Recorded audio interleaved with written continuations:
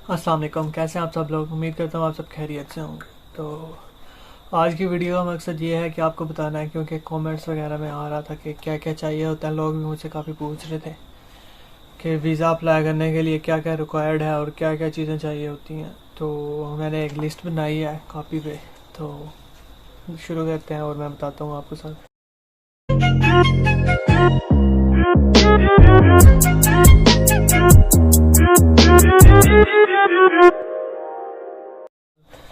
सबसे पहली जो रिक्वायरमेंट है आपके पास, उसके लिए हमें चाहिए, मतलब लाइक आपने 12th की हो, इंटरमीडिएट की हो, वो कोई नहीं।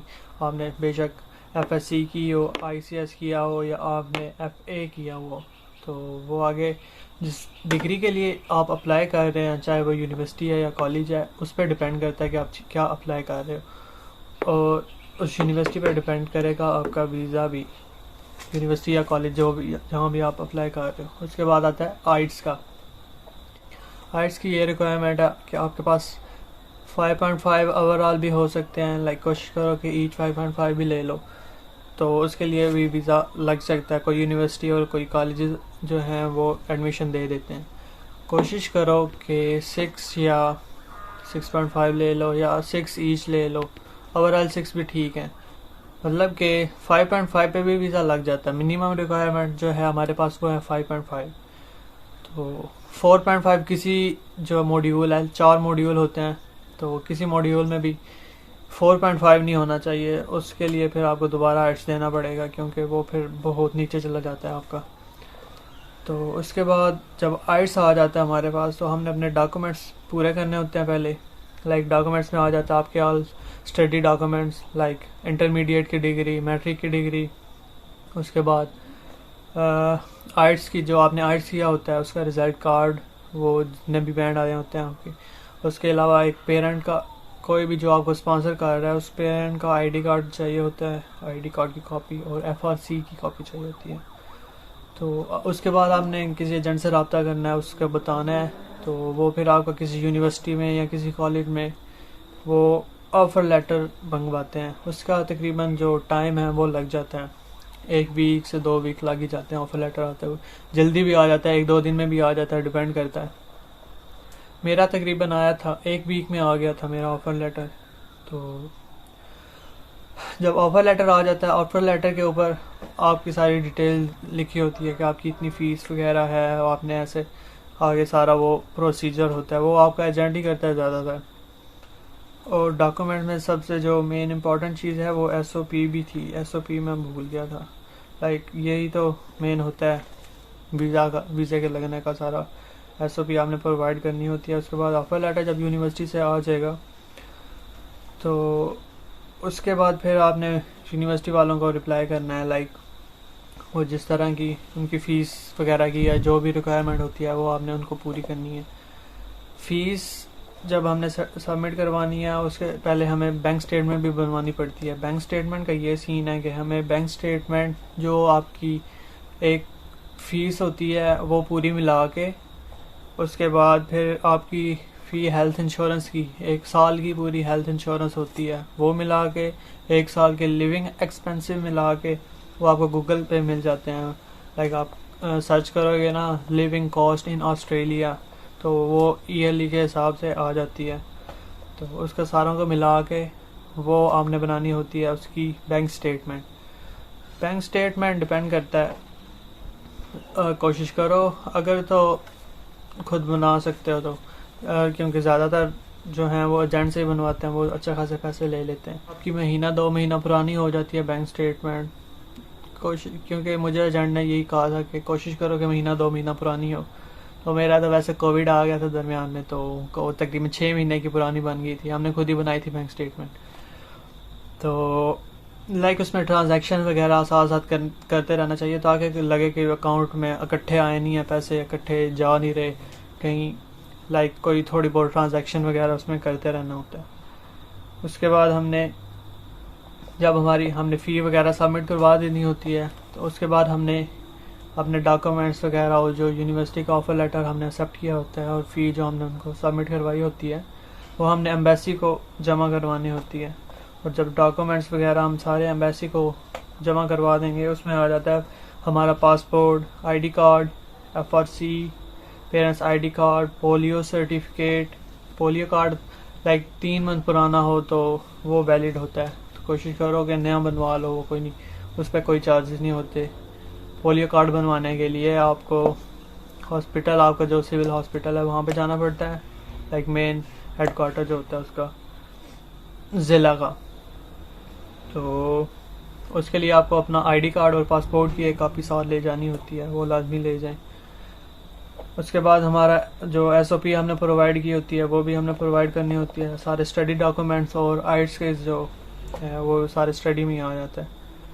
तो जो यूनी ने हमें कंफर्मेशन दी हुई होती है, कंफर्मेशन ऑफ एनरोलमेंट सीओई कहते हैं उसे, वो भी हमने प्रोवाइड करनी है। और आजकल तो वैक्सीनेशन सर्टिफिकेट वो शायद यूनी वाले भी मांग लें आपसे, वो देनी होती है। उसके बाद जब डॉक्यूमेंट्स वगैरह सारे प्रोवाइड कर देते हैं एम्बेसी को, उसके बाद होती है अपॉइंटमेंट।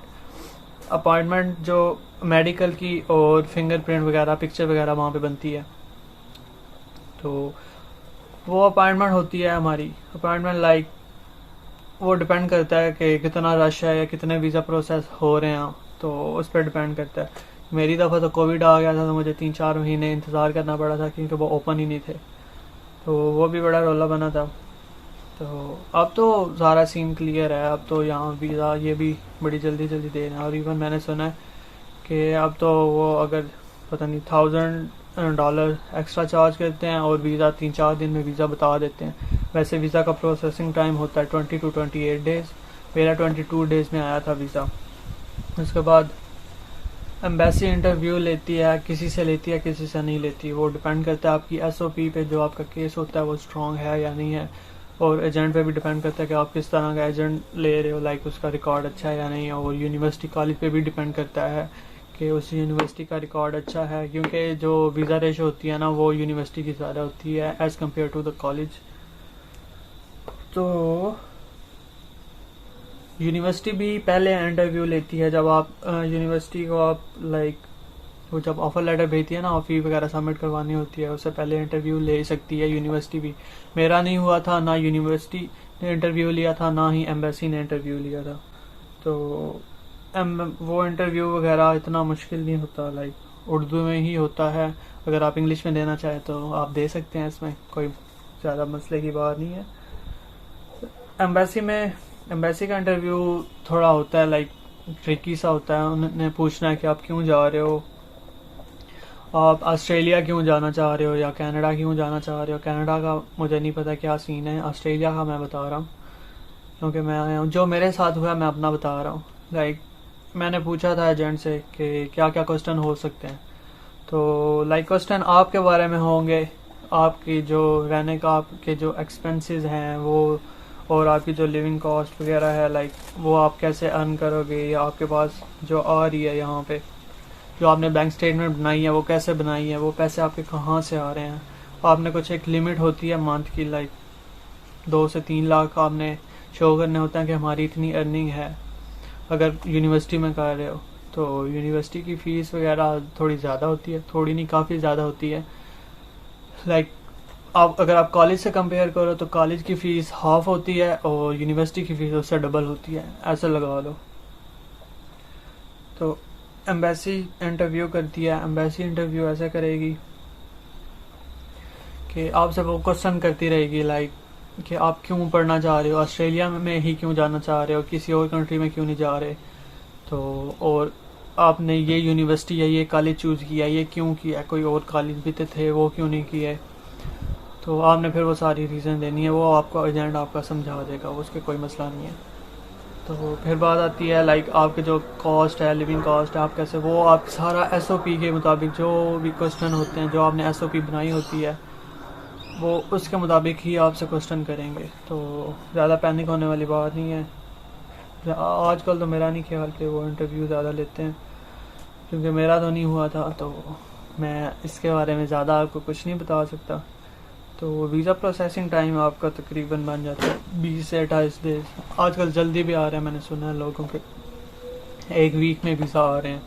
तो वो डिपेंड करता है कि आप रश में कोई वीज़ा अप्लाई कर रहे हो या वैसे ही अप्लाई कर रहे हो। तो यही था आजकल की इस वीडियो में। और कोई क्वेश्चन या कोई बात रह गई हो तो आप कमेंट्स में पूछ सकते हैं। तो वीडियो बहुत लेट आई है मुझे पता है, तो कुछ मसरूफियात होती हैं शुरू शुरू में, थोड़ा अपना सेटअप बनाना है तो इस वजह से। तो बाकी कोई चिल सीन होता है शुरू में, थोड़े होते हैं लाइक मेरे तो जानने वाले थे तो मैं एडजस्ट हो गया, अल्लाह का शुक्र है।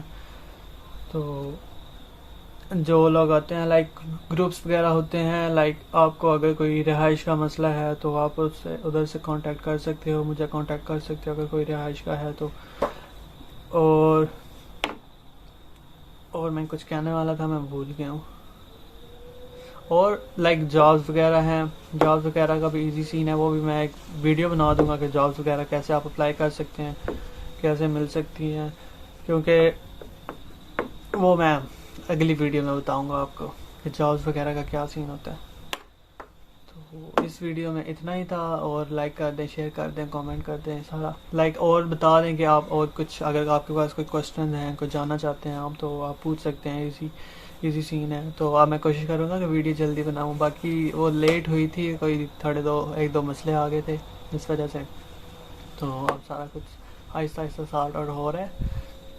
तो इंशाल्लाह मिलते हैं अगली वीडियो में। तो आप और भी सारा ऑस्ट्रेलिया भी फिर आएंगे, आहिस्ता आहिस्ता शुरू होगा, तो इस वजह से थोड़ा सब्सक्राइब वगैरह कर दें तो आपको मज़ा आएगा अगली वीडियो में। अभी बहुत सारी चीज़ें हैं मैंने सोची हुई हैं, तो आती रहेंगी अब इंशाल्लाह। मिलते हैं किसी नेक्स्ट वीडियो में, अब तक के लिए नहीं, अल्लाह हाफिज़, बाय बाय।